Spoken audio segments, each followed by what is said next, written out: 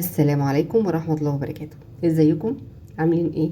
يا رب تكونوا بخير. ان شاء الله النهاردة هنخلل مع بعض الزيتون التفاحي بطريقة سهلة وبسيطة ان شاء الله تنول اعجاب حضراتكم. بضيف فيه اضافة جميلة جدا بتخلي الزيتون وتنقله في نقلة تانية خالص. خليكم معايا لحد ما يبدأ التخليل. معايا هنا 2 كيلو ونص من الزيتون التفاحي، مغسولين ومتنقين كويس جدا، و2 لتر من المية مغلية. معايا كيلو وربع من الزيتون عصراه. ماشي. معايا كوباية من الخل، معايا معلقة كبيرة من البابريكا، معلقة كبيرة من هريسة الفلفل الأحمر، معايا فصين من الثوم، معايا 4 معالق كبار من الملح الساخن قابلين للزيادة، لأن المحلول الملح لازم يكون حادق طبعا. معايا بنشور الجزر، ومعايا البرطمانات طبعا اللي أنا هشتغل فيها. هجيب هنا المية، والمية هنا تكون بدأت تبقى فترة شوية، يعني هديت شوية مع الغليان. وهضيف كل الحاجات المكونات فيها عشان اعمل المحلول الملحي بتاعها. يعني حطيت الملح، حطيت البابريكا، حطيت الخل، حطيت هريسة الفلفل، حطيت معلقة السكر، وهقلبهم كويس علشان يدوبوا مع بعض. تمام. كده انا بدوب كويس عشان الملح ده صخري، فلازم اتأكد انه ده بتمام الذوبان. ندوق بقى المية دي عاملة ازاي. عايزة ملح زيادة؟ لا طبعا، احنا لازم المخلل بانواعه بيكون الملح عالي فيه، فلازم بيكون يعني ادوقه واظبط الحدق بتاعه. انا معرفش مقدار معين للملح. تمام. بالشكل اللي حضراتكم شايفينه ده.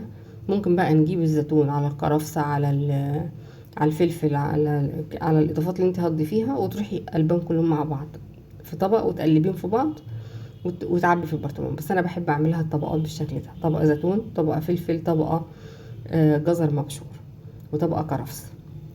تمام. واحط فصين من الثوم. البرطمان ده اخد مني 3 فصوص ثوم، يعني ما تكتريش قوي في الثوم، وما بفتحوش، انا بحط ثوم سليم يا دوبك اشيل القشره من عليه فقط. تمام. بالشكل اللي حضراتكم شايفينه ده كده. هحط بقى 3/4 كميه الليمون المعصور، لان انا عامله برطمان تاني صغير. وهضيف المحلول الملحي بعد ما ظبطت الملح بتاعه. طبعا الكرفس هنا، اضافه الكرفس بتخلي الزيتون طعمه جميل جدا. انا جربته بطريقه بالكرفس ومن غير كرفس. احنا هنا كمان ما شققناش الليمون، ما شققناش الزيتون، احنا حاطين الزيتون سليم ما شققناهوش خالص. بدانه للسنه والسنتين كمان بنفس الطريقه دي، وما يجرالوش اي حاجه، ويبقى سليم الواحده بوحدتها. تمام. بالشكل اللي حضراتكم شايفينه ده كده. خلصنا، حطينا شويه الزيت على الوش. هحط بقى قشر الليمون المعصور على الوش، واروح حط عليه كمان شويه من الزيت، واقفله واقلبه بالشكل اللي حضراتكم شايفينه ده. بس عشان الهواء ما يدخلش، لازم اكبس القشر كويس جدا عشان الهواء ما يدخلش. هقفله بقى كده واروح قلباه ورجاه مع بعضه. بس لازم ارجع افتحه تاني علشان هو المفروض ان هو دافي، فانا مش هغطيه وهو دافي، انا هسيب الميه تبرد فيه وبعدين اروح قافلاهم كويس. تمام. كده انا هقلبه بس عشان ايه، كله يتغلغل مع بعضه ويدخل كله في المسامات اللي ما بين الزيتون وبعضه.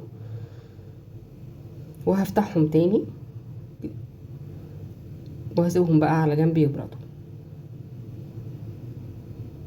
الطريقه دي بتخليل الزيتون بتدي الزيتون طعم جميل جدا جدا، وبتخليه ممكن يقعد معاكي سنه ونص وسنتين كمان من غير ما تشقيه ومن غير ما تفتحيه.